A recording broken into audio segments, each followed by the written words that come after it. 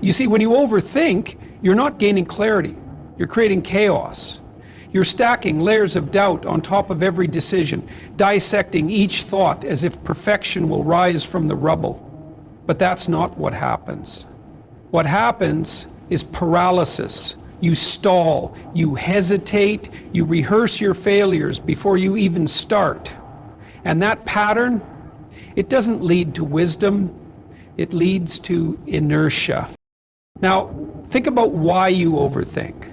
It's not because you're cautious. It's because you're afraid. Afraid of failing, afraid of judgment, afraid of making the wrong move. So instead of acting, you retreat into the mind. You build this mental labyrinth, this endless echo chamber where every possible scenario plays out, except the one where you take action. That's the tragedy. You become so caught up in the potential outcomes that you forget the only thing that ever really mattered: movement. And there's something deeply corrosive about that. Because each time you think your way out of action, you chip away at your belief in yourself. You reinforce the idea that you can't trust your instincts, that your judgment is flawed, that you need more time, more certainty, more validation. And over time, this doesn't just slow you down, it rewires you. It creates a habit, the habit of hesitation. And habits, once installed, are incredibly difficult to break. Now let's go deeper. What is self-trust? It's not arrogance, it's not blind confidence. It's the quiet certainty that you can handle what comes next, that even if it goes wrong, you'll find a way. You don't get there by thinking your way into perfection. You get there by moving, by doing, by learning through action. Confidence doesn't come from predicting the future. It comes from surviving the unknown. The reason this matters is because the world doesn't wait for your perfect timing. Opportunities pass. People move on. Momentum fades. So if you're stuck in your head, convinced that you're just being thorough, you're lying to yourself, you're procrastinating, you're disguising fear as logic. That's dangerous. Because while you're debating with yourself, someone else is taking action with less certainty but more courage. And that person will win every time. Understand this, your brain is not designed for endless internal debates. It's designed for decision, action, and adaptation. That's how you grow. That's how you learn. And that's how you build self-trust. Not through flawless plans, but through bold steps. Every action you take teaches your nervous system, I can do hard things. And every time you hesitate, you teach yourself the opposite. So stop trying to think your way into safety. There's no such thing. The safest path is action, because action creates proof, and proof builds trust. Trust in your ability to act, to adapt, to overcome. Overthinking robs you of that. It feels productive, but it's a trap. Step out of your head into your life. That's where the growth is. There's something most people don't realize about speech. It costs you. Every word you speak is an expenditure of energy, of focus, of intent. And if you're constantly talking, explaining, defending, narrating your plans before they're even in motion, you're spending energy that should be reserved for action. You're leaking it. You're draining the very force you need to build momentum. Let's look at why this happens. People tend to believe that talking about their goals makes them more real, that by sharing them, they're reinforcing commitment. But psychologically, what you're actually doing is satisfying the mind's desire for completion without doing the work. You talk about the business you're going to start, the fitness journey you're going to take, the discipline you'll adopt next week. You create the illusion of progress. You trick your brain into believing something is happening, but nothing is. You're still in the same place. The only thing you've done is released some tension, and you've released it in the worst possible way. Your words instead of action. Now here's where it gets more dangerous. The more you talk, the more you become addicted to the feeling of being understood, of being validated. But life doesn't reward you for being understood, it rewards you for delivering results. When you use your voice to seek approval or recognition prematurely, you weaken your resolve. You give your sense of purpose away in exchange for a fleeting sense of affirmation. You outsource your motivation, and once that happens, your momentum fades. Momentum is built in silence. It's built in the tension between where you are and where you want to be. That pressure, that friction. It's supposed to feel uncomfortable, but instead of using that discomfort to fuel action, you let it out by venting, by announcing, by oversharing. You think you're aligning yourself with your goals, but in truth, you're diluting your commitment to them. You're dispersing energy in every direction except forward. It's not that you should never speak. It's that you should speak with intention. Speak when it moves the work forward. Speak when it brings clarity, when it builds bridges, when it strengthens trust. But don't use speech as a substitute for action. Don't explain your way out of accountability, because every time you do, you're teaching yourself that noise is a substitute for effort. There's a reason the most driven individuals often go quiet. They're not being mysterious, they're being efficient. They understand that talk does not build muscle, revenue, relationships, or skill. Work does. Focused, consistent, uncomfortable work. And the less they talk about it, the more they have left in the tank to do it. So hold your tongue, guard your energy, let your actions introduce you, let your results speak for themselves. That's the kind of speech the world listens to. That's momentum preserved and power multiplied. We've been conditioned to believe that silence means submission, that if you're not speaking, you're not present, that if you're not reacting, you're not strong. But that's a fundamental misunderstanding of power. Silence isn't weakness, silence is restraint. And restraint, when chosen deliberately, is a form of discipline. It's not that you have nothing to say. It's that you know saying it won't move the needle. And so you choose to conserve your energy, to sharpen your mind, to direct your attention inward instead of scattering it outward. Now let's break that down. When you choose silence, you're engaging in an act of strategic focus. You're not just staying quiet, you're observing, you're listening, you're watching patterns, responses, dynamics. You're collecting data while everyone else is burning fuel trying to prove something. That's the real edge. Because in that silence, you create space. Space to think clearly. Space to measure your response. Space to prepare action that is precise, not reactive. This is especially important in a culture that thrives on noise. We're constantly bombarded by opinions, updates, commentary, people racing to be heard.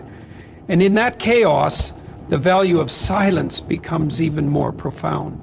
When you're quiet, you stand out, not because you're invisible, but because you're not scrambling for attention. You're grounded, you're centered, and people feel that.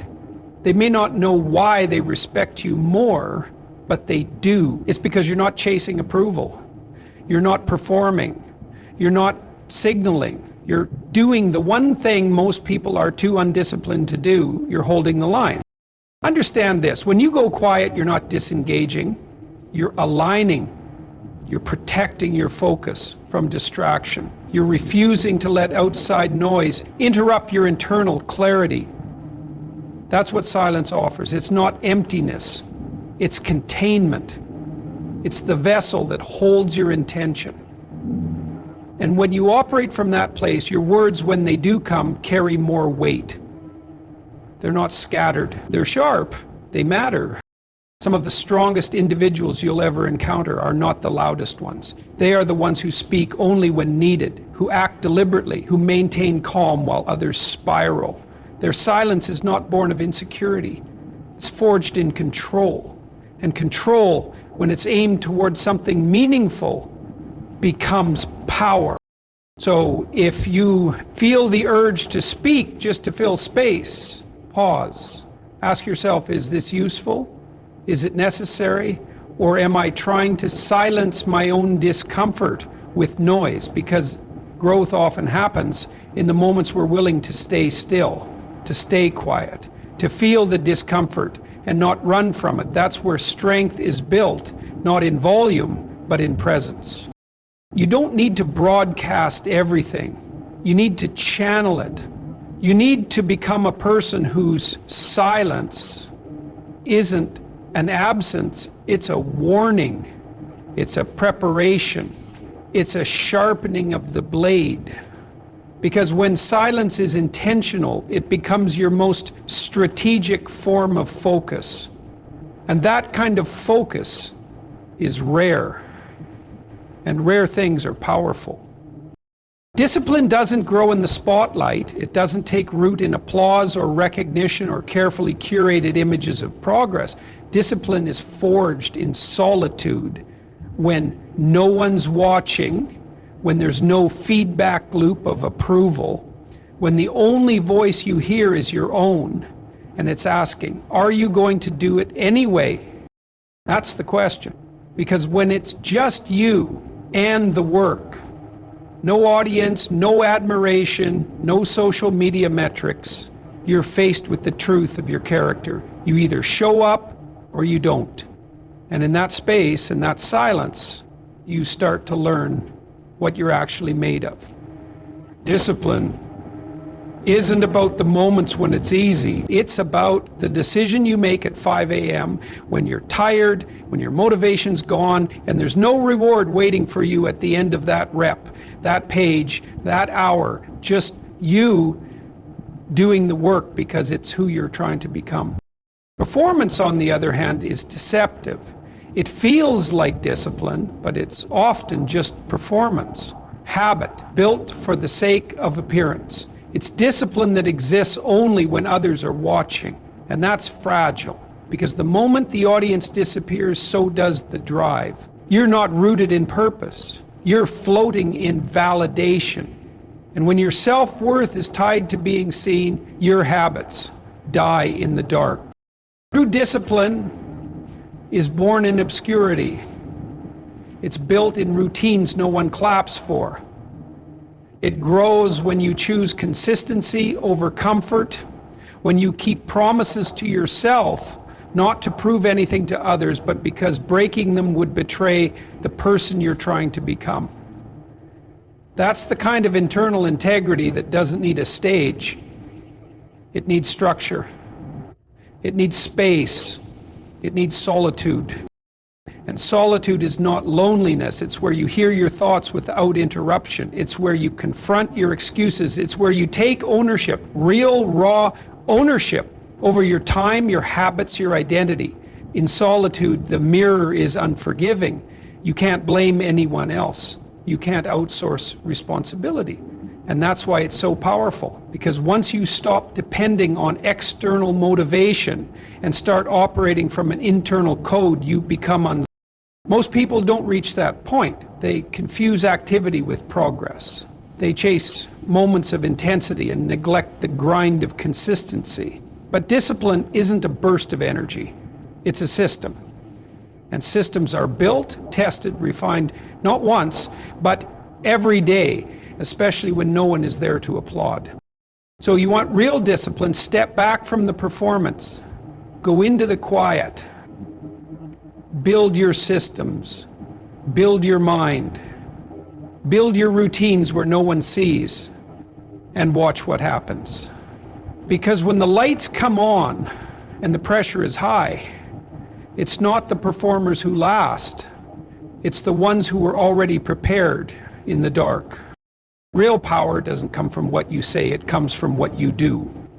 We live in a culture obsessed with articulation. We admire the person who sounds confident, who speaks fluently about goals and theories and visions. But here's the truth. Words, no matter how well constructed, don't create results. Action does.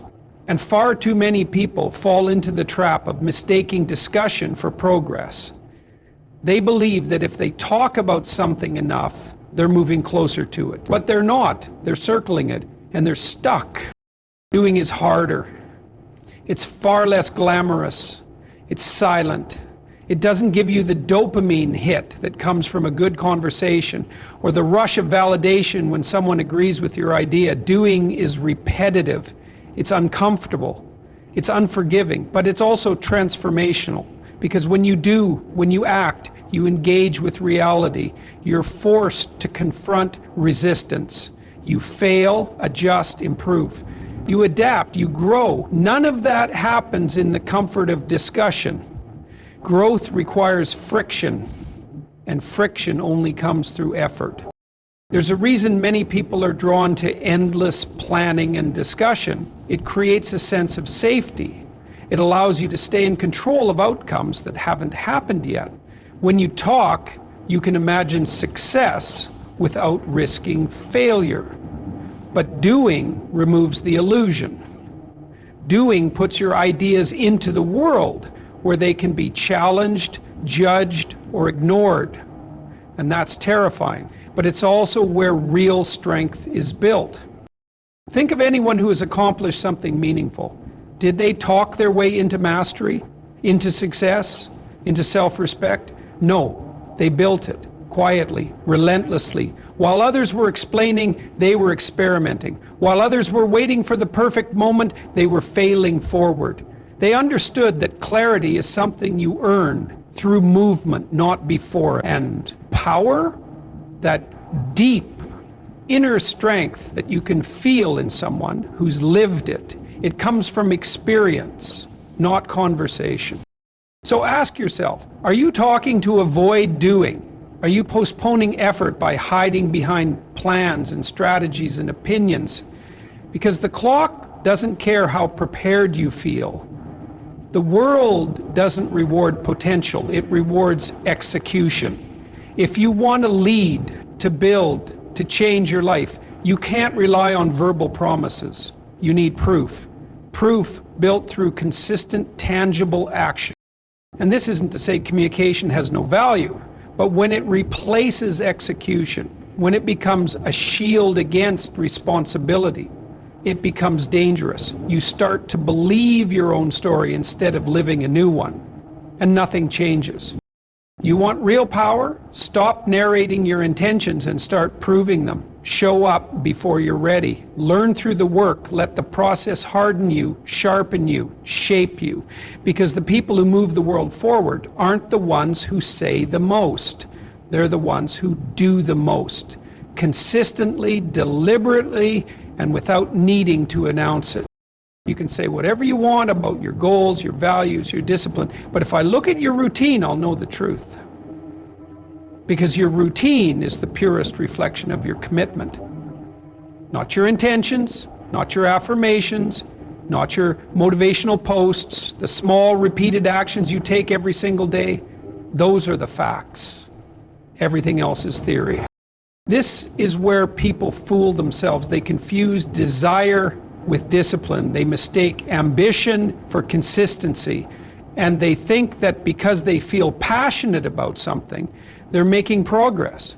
But life doesn't respond to feelings, it responds to structure. And your structure, your daily habits, your schedule, your patterns, tells the real story about who you are and what you value.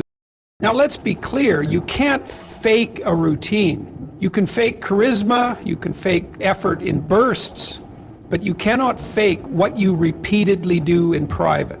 If your routine is chaotic, reactive, undisciplined, then your life will reflect that. Your results will reflect that. And no amount of clever talking or future planning will cover it. On the other hand, if your routine is grounded, focused, intentional, even if it's simple, it becomes the framework that transforms you. Because success isn't built in leaps, it's built in layers. One disciplined day after another.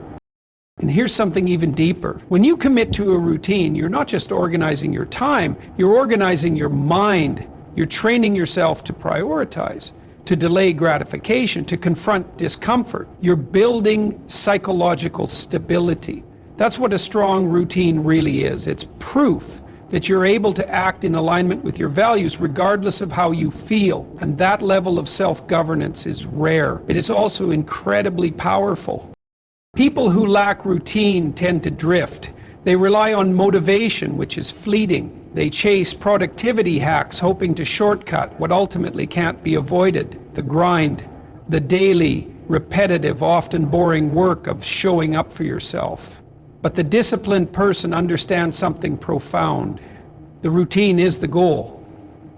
Because once the right behaviors are automatic, success is no longer dependent on mood. It becomes inevitable. You don't need to tell people how committed you are. Show them. Better yet, don't show them at all. Let your results speak.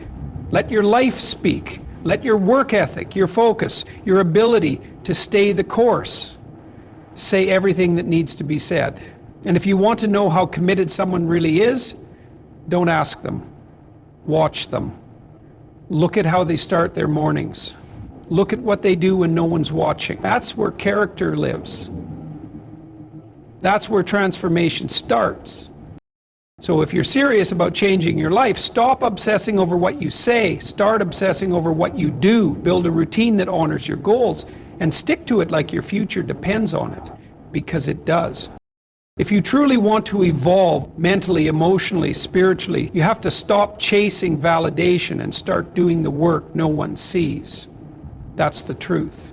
Transformation doesn't happen when people applaud you. It happens in the quiet, in the discomfort, in the deliberate, often brutal process of confronting yourself, your habits, your impulses, your fears, your story.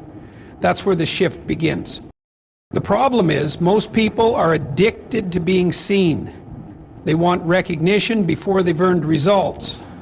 They want to feel accepted before they've built anything solid within themselves. So they reach outward. They post their intentions. They fish for praise. They live in the reflection of other people's approval, rather than in the substance of their own internal growth. But that's a trap, because external validation is a moving target. It shifts with trends, with moods, with opinions you can't control. And if your sense of worth is tied to it, then so is your direction. You're not evolving, you're performing. Evolution, real psychological and emotional growth, requires a radical redirection of energy. Instead of broadcasting, you internalize. Instead of asking, what will they think, you ask, what needs to change in me? That's not comfortable. That's not glamorous. There are no trophies for doing the inner work. No likes, no applause, just resistance.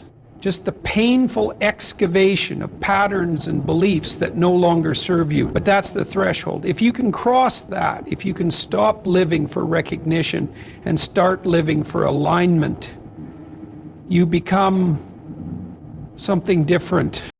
You become dangerous, not to others, but to your own limitations. Because now your power isn't contingent on someone else noticing. It's rooted in who you are when no one's watching. And when you operate from that place, you don't need to be loud. You don't need to prove anything.